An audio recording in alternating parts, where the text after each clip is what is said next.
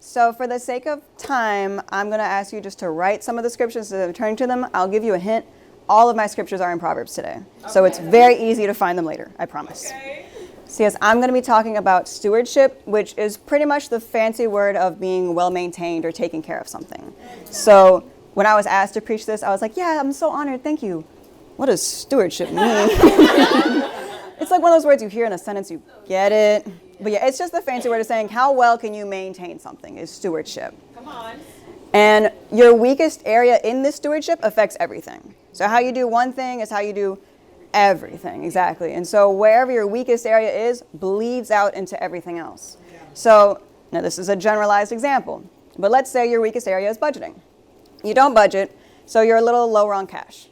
You're a little lower on cash, so you start getting a little bit of debt. How'd you get that debt? Because you're low on cash, you start overspending your credit card. Well, you overspend your credit card because you got fired from your last job. Well, you got fired from your last job because you showed up late, you didn't think you needed the job. You didn't think you needed the job because you don't budget, and you don't realize how low money you had. It comes complete circle. Come on. So one thing affected everything. Come on, Josie. So there's a lot of humility that comes in stewardship. The first scripture is Proverbs 16:18. Pride comes before destruction and a haughty spirit before a fall. Being a poor steward is mostly pride and saying, I can handle this my way. I don't need any advice. I don't need God's way. I'm clearly doing it well enough. And then lo and behold, it doesn't go super right after all. But if you think your way of maintaining your life is perfect, you won't ask for that help. And eventually that pride will lead to the cycle continuing. Yeah. Proverbs 28:26 elaborates, those who trust in themselves are fools, but those who walk in wisdom are kept safe. And Proverbs 12:15, the way of the fool seems right to them, but the wise listen to advice. Yeah. So just because it worked once does not mean it will work every single time from now on until the rest of your life. Yeah. The first way to be a good steward is being a steward of yourself, maintaining who you are as a person. Yeah. Proverbs 14:29 tells us that whoever is patient has great understanding, but one who is quick-tempered displays folly, which is a fancy word for foolishness. And Proverbs 5:23 says, for lack of discipline they will die, led astray by their own great folly. We have to supervise, be a steward of our own actions. And you have to be honest with yourself. Some people will go around saying, oh, I'm just a brutally honest person. But your brutal honesty is just brutal. It's not even honest. You're not building anyone up. It's just brutal. Or the other direction, I'm just shy. And you use that as an excuse to not grow in any area because you're too scared to speak up. Your areas, you do have weaknesses, sure. Some people may be a little more blunt than others and perhaps come off less kind. Some people may be quieter, may have real social anxiety. You may genuinely get scared. But those are weaknesses, not excuses. Right. And you don't go to job with all these excuses. You go to job with things you're getting better at. Same thing with life. You're a steward in your life. You're a steward in your own weaknesses, making them better. Our relationship with God is something we're a steward with as well. How do you maintain that relationship? Proverbs 19:20 says, listen to advice and accept discipline, and at the end you will be counted among the wise. And then Proverbs 13:18 says, whoever disregards discipline comes to poverty and shame, but whoever heeds correction is honored. That's the great thing about Proverbs is it almost always has part A, part B. Part A is this thing's awful. Don't do this. Do this one. That's why this is all Proverbs. It's very easy. Don't do this one, do this one. We can step one, step two. We choose whether or not to listen to advice. And listening is not just saying, Lee, what would you do in this situation? Mm-hmm. Okay. Anyway, I'm going to still do it this way, but I listened to advice. I sought advice. I'm going to my disciples saying, I did seek advice. I talked to Lee, I talked to Ruthie, I talked to Izzy, and I heard everything they had to say. I considered it. And then I did my own thing again. You didn't consider it very hard. Yeah. Or worse, you considered them lesser than you because you said, I did consider what they did, and I thought it was wrong. Not saying they're always perfect and always right, but if you're seeking advice because something went wrong, probably you need that advice. You got to be a steward of how you maintain your time in life. When you're at work, be at work. When you're in bed, go to bed, go to sleep. When you're at church, be at church. When you are mixing them up, everything's going to fall apart. If you can't differentiate these things, it's all going to just fall to pieces. Yeah. If you're trying to sleep at work, you're going to get fired. If you're trying to be at church while you're in bed, you're going to fall asleep halfway through your prayer. Yeah. And if you're trying to work while you're at church, you're going to miss the lesson because you're answering your emails. Yeah. Nothing's where it should be. Everything's messed up. There's nothing wrong with being at work when you're at work. There's nothing wrong with being at rest when you are at rest. Right. If you don't do these things well enough, when you get to church, you're going to do one of the other two. You're going to fall asleep or check your emails. And that's not being a good steward of your own time. Yeah. Come on, Josie. Yeah. My second area of stewardship is stewardship in work and lifestyle. Okay, come on. Proverbs 18:9 says, "One who is slack with work is a brother to one who destroys." And Proverbs 24, "Sluggards do not plow in season, so at harvest time they look but find nothing." I've said this before, and I will say it again. You don't need to love your job. You sometimes don't even really need to like it. You just got to do it. There's a difference between a job that genuinely is detrimental, that is hurting you as an individual and really affecting you spiritually. There's a difference between that and a job that's boring or tedious or customer service and perhaps not their greatest source of joy. I'm a teacher, right? I love my job sometimes.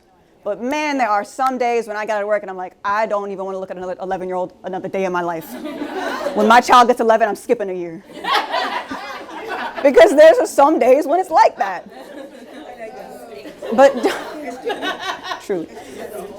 But I hear a lot of times people who are, have great ideas, great dreams in life, but they say, I want to work in my passion. But sometimes your passion is watching Netflix. And that's great. Enjoy it. That's your time to be at rest. But that's not going to make you money. Go to your 9 to 5, pay your bills, and then with those money you make, you can buy Netflix subscriptions. With the money you make working while you're at work, you can spend that money on your passions. I love crocheting. I could not make a living, even if I did sell the stuff I crocheted. I'm not paying my bills with that.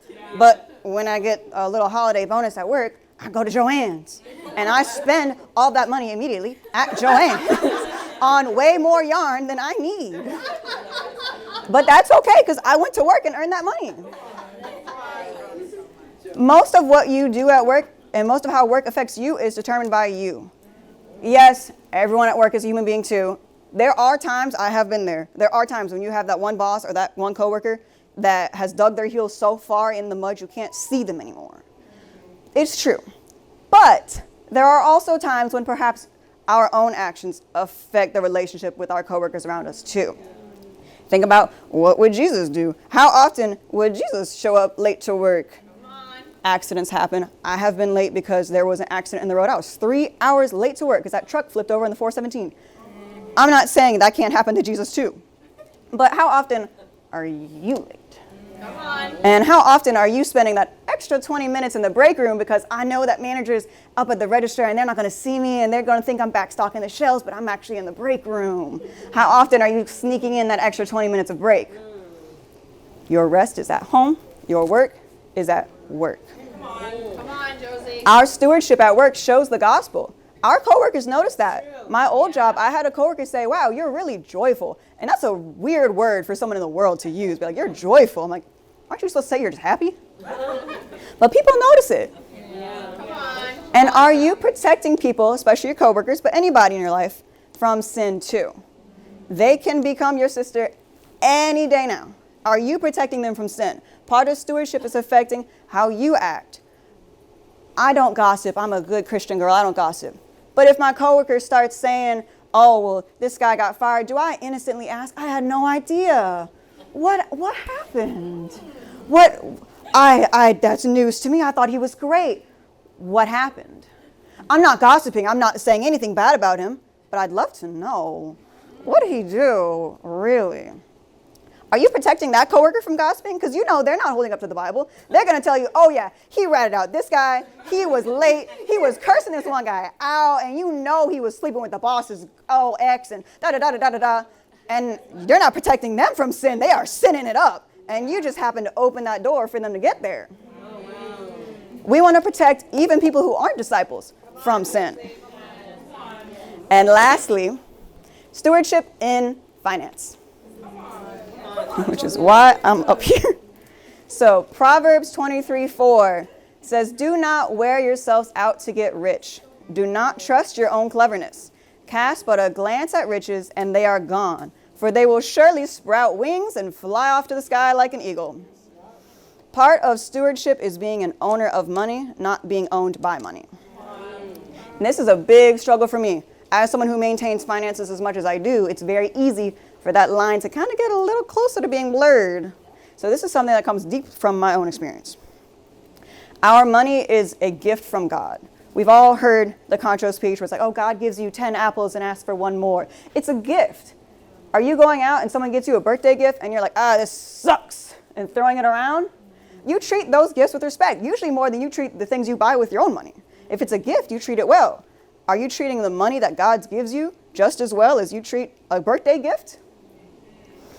Proverbs 11:28 says, those who trust in their riches will fall, but the righteous will thrive like a green leaf. And Proverbs 28:11 says, the rich are wise in their own eyes. One who is poor and discerning sees how deluded they are. Now, we can be poor and still be righteous. Sometimes we see the Bible where it's like, oh, the verse is, man, I'm going to be blessed, and if I give, I'll receive back more than my barns can even hold. And man, my barns are looking thin right now. But the Bible says their barns can be thin and you can be discerning. Sometimes people who are rich are way further off from that wisdom. We can see how deluded we are. And again, all of us in this room can be at different points financially. But comparatively, you've seen some of the people in the world that are bajillionaires. And sometimes decisions you make when you have so much money, you don't have that sense of connection with people because you live in the world of money. We own money. We are not owned by money.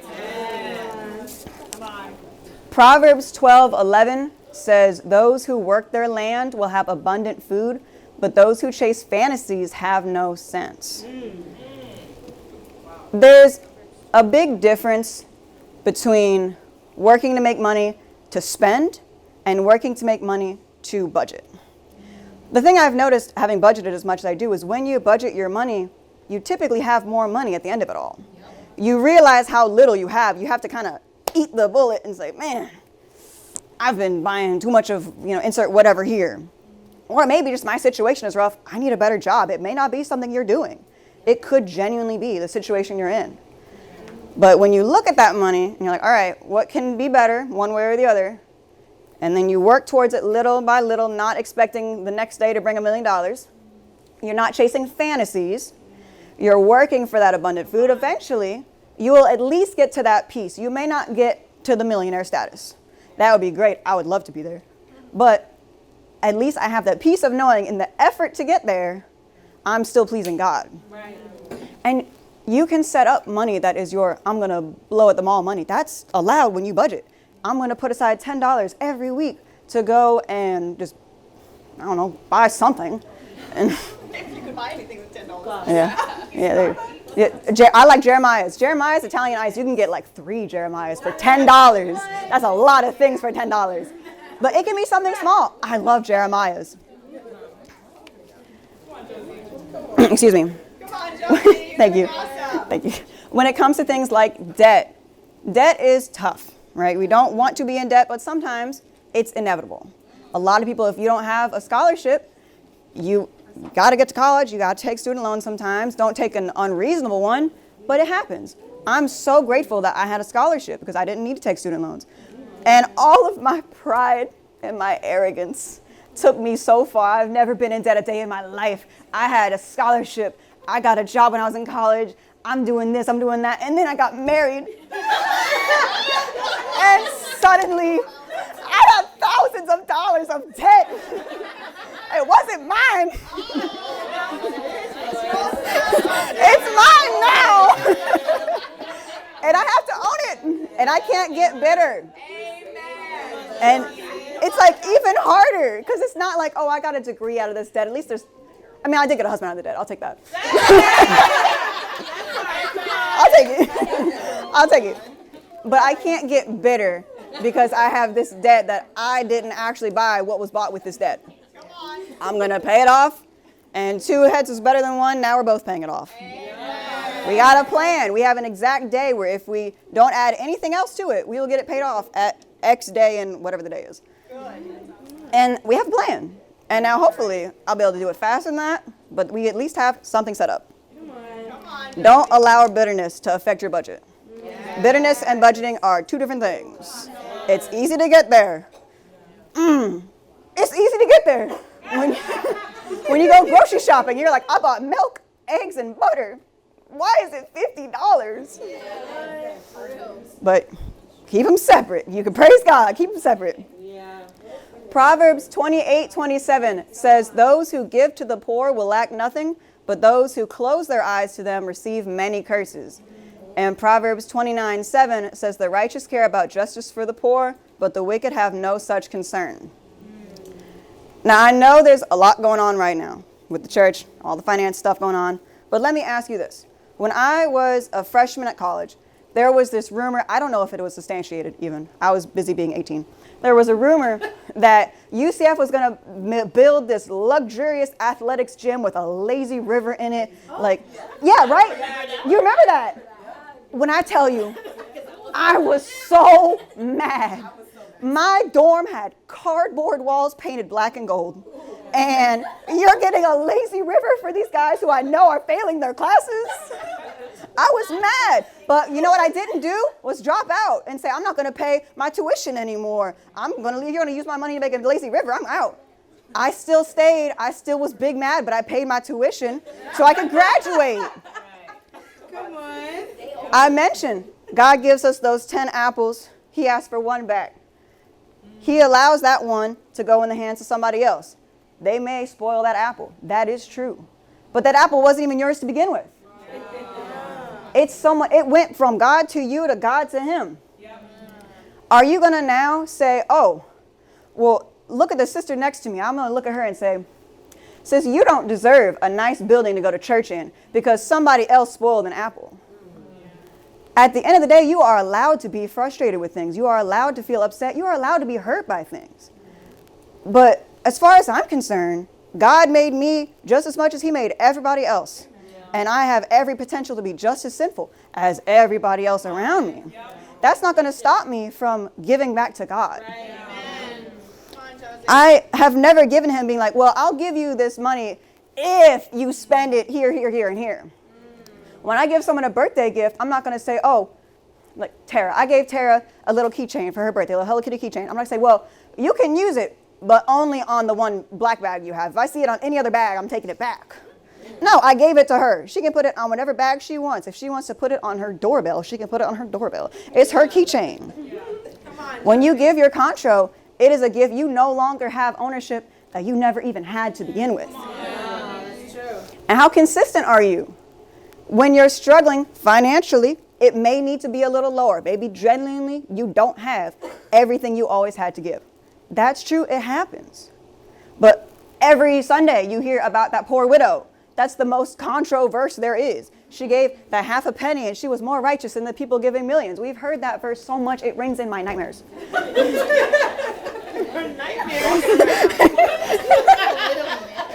In my good dreams.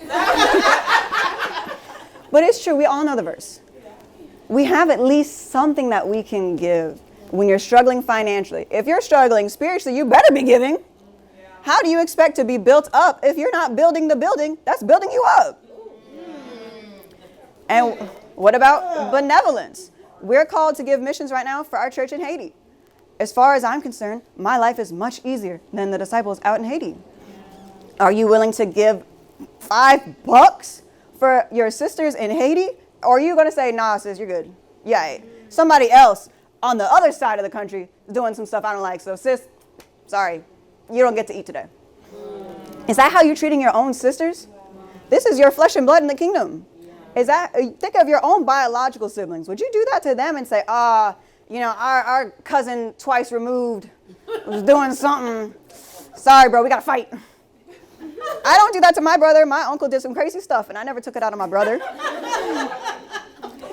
You don't give for something in return. You give because that is what you are going to do for God.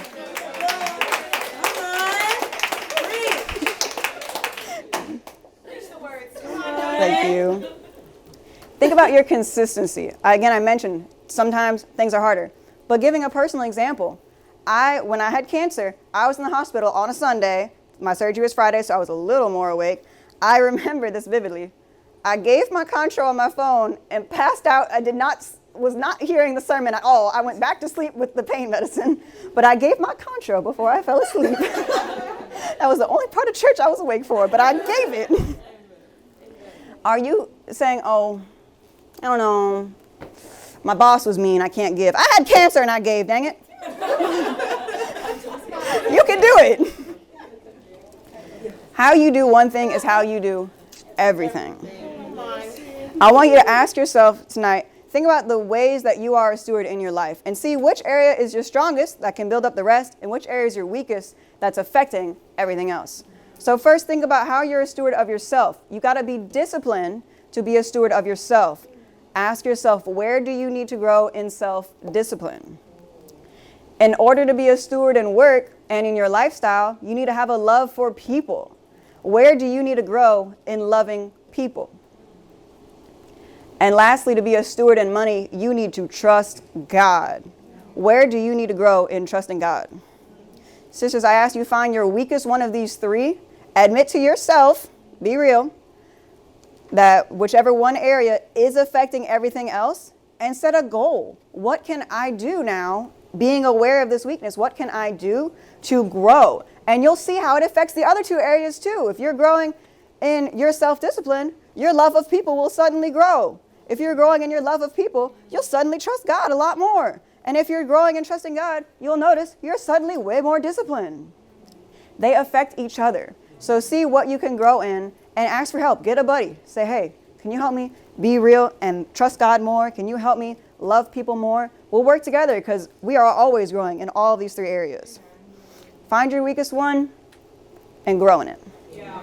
And sisters, that's it.